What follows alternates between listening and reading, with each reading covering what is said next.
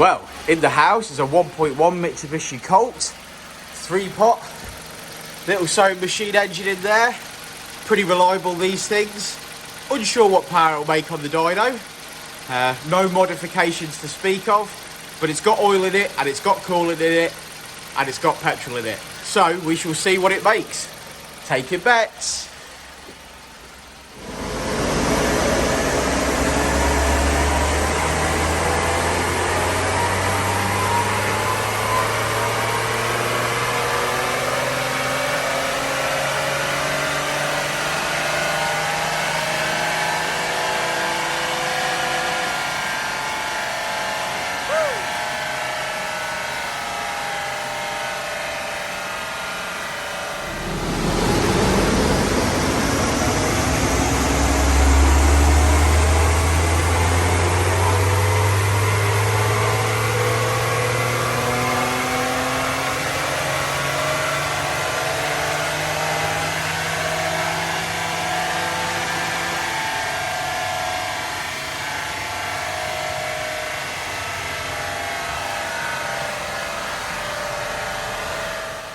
Well, there she is.